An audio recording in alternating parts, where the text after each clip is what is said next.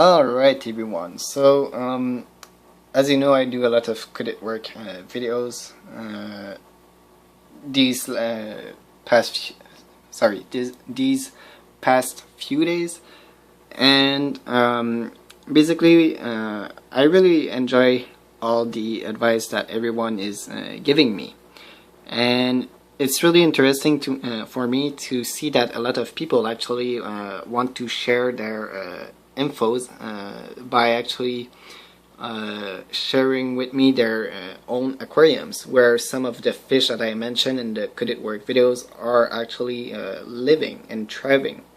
So I want to do a little shout out for two person in particular which have really awesome aquariums. So the first one, sorry, is the Fishman. So he really have quite a lot of nice aquarium, but my favorite one is the one with the Colombian tetras and the rainbow fish. So basically he kind of did a video about LED and other style of lighting for your aquariums, and in one of well, in the first segment of the video, he said, "Oh, look, GM, this is some Colombian tetras because I know you're interested in it." So yeah, it was really a nice aquarium. Really loved the duo. Actually, I didn't thought that Colombian tetras were that much active swimmers, especially since when I kept them, they were really territorial and not swimming a lot in the aquarium. But with his rainbow fish, they are swimming quite a lot, almost as much as the Danios actually, which was really interesting for me to see. And the other person I really want to do a shout out today is HC Aqua, because like me, he really have a nice aquarium with goldfish living with such a nice community of such a nice group and several species of fish. So sadly, the bubble eye goldfish in his videos actually passed away, as he informed me. I really love that little fellow, but yeah, he keep quite a lot of fish with the goldfish. He still have, so he have I know for sure a Blackmore and a Renchu, I believe, and he keep them with bloodfin tetras, which is really interesting since I asked about bloodfins in one of my more recent Could It Work videos. And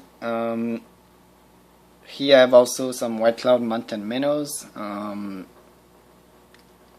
There was just quite a lot of fish in there, some curries for sure, and a lot of other fish, including a betta. So yeah, that was pretty neat. And since his water is even without a heater, since his water is kind of hot, this is why he can afford to keep goldfish with a betta.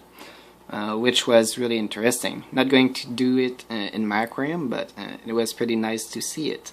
And I can totally understand why he can actually afford to keep goldfish with a betta, since the water around his home is really hot all year long. So yeah. And you have plenty of other aquarium as well, which were really interesting. And yeah, I'm going to post the link of both those channel in the comment section.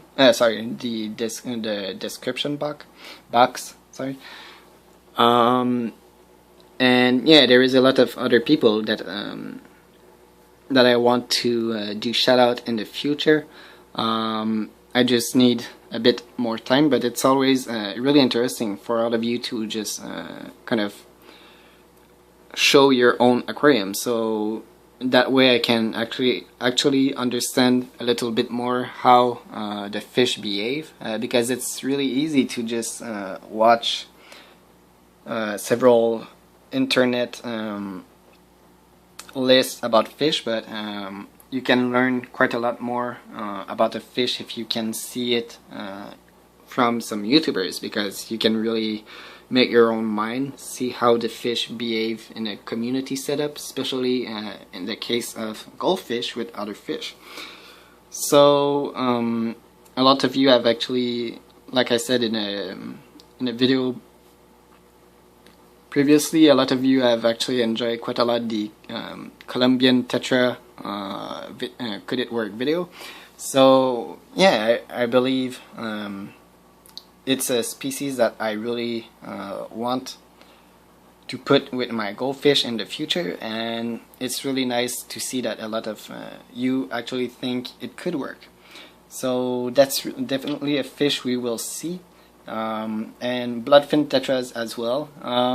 For the paradise fish, a lot of people seems to think that either it wouldn't be a good idea or that it depend on the fish, and it was kind of expected since paradise fish are basically like betas in the sense that either you get a really docile one that do well in community setup, or you get a really aggressive one that just bully the entire aquarium. So I will still need some infos about the paradise fish, but yeah, I'm going to try to avoid overly aggressive fish and just concentrate into more docile fish. So the Colombian tetras and the black skirt tetra and the bloodfin tetras all seems to have loved the heart of a lot of you. So it will be interesting to see them in a future aquariums, especially since I'm presenting a lot of underrated fish. I don't see a lot of those fish in quite a lot of setups, so having them in mind, my setup could really bring a lot of attention to my aquarium, especially since usually those fish are underrated, and we all know the classical of putting some neon tetras and rasboras in an aquarium. No hate about that, but there is more fish to it.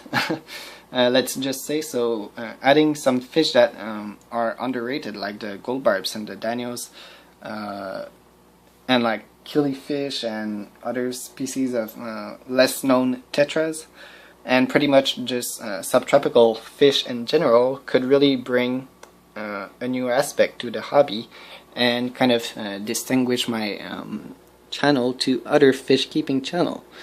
Because I would be keeping and rediscovering fish that we all kind of just always see in our local fish store but never get.